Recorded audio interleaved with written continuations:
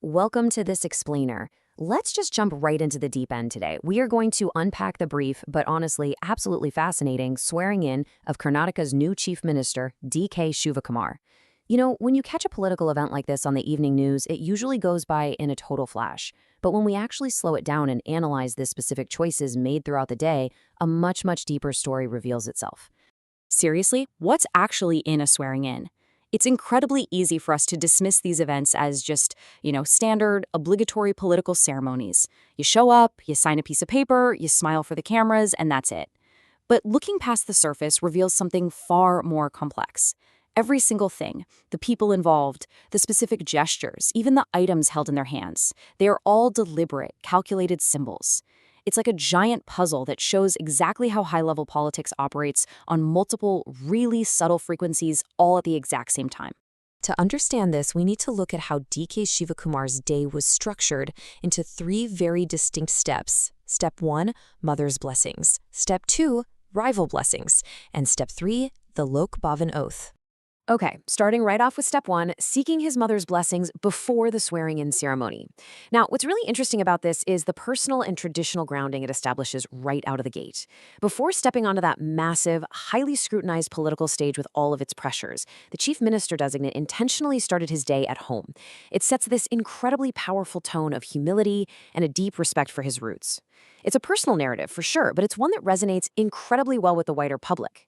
Then we move to the second step, and this is where the political maneuvering becomes highly visible. On one side, you have the incoming Congress, CM-designate, and on the other, you have the veteran leaders of rival parties, specifically former chief ministers B.S. Yediyurappa of the BJP and H.D. Deve Gowda of the JDS. Shivakumar intentionally went out of his way to meet with them, to extend personal invitations to the ceremony, and to seek their blessings.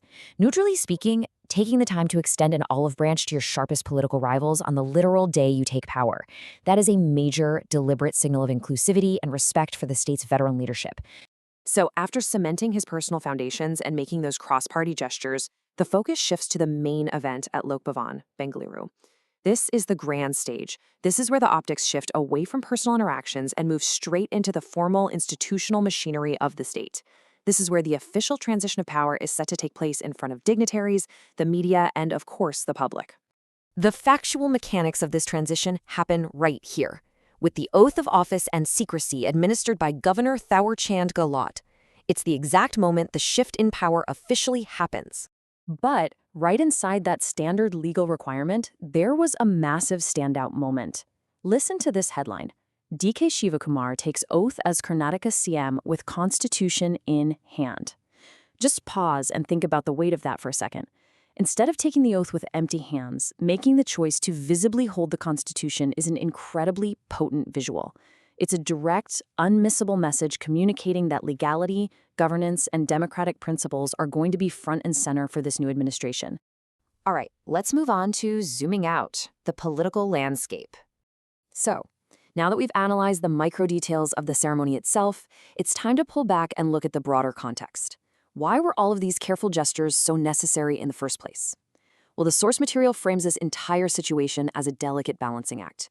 The new chief minister absolutely isn't operating in a vacuum. There is a massive web of elements he has to navigate. You've got the internal party dynamics involving Siddaramaiah and the broader Congress party. Then you've got the external political rivalries with the JDS and the BJP. And layered heavily over all of the whole shebang are the crucial demographic and community interests, specifically highlighting the Vocaliga and Lingayat communities. When you consider all these competing factors, everything we saw earlier today suddenly makes perfect sense. The visit to his mother, the outreach to rival leaders, holding the Constitution, actually, scratch that, it's more than just actions. Every single gesture is a strategic move designed to project stability and unity across an incredibly intricate web of regional powers. Which leaves us with this final, really excellent question drawn directly from the source headlines. DK Shivakumar as the next Karnataka CM. Did Congress play a balancing act? We've seen the incredible symbolism and the highly calculated strategy of day one. But now the real test begins. How is the meticulous choreography of this swearing-in ceremony going to translate into the actual day-to-day political strategy for governing Karnataka? Can this delicate balance actually be maintained? It is a fascinating question to leave you with as we watch this new government take charge. Thank you so much for joining me for this explainer, and honestly, I hope you never look at a simple swearing-in ceremony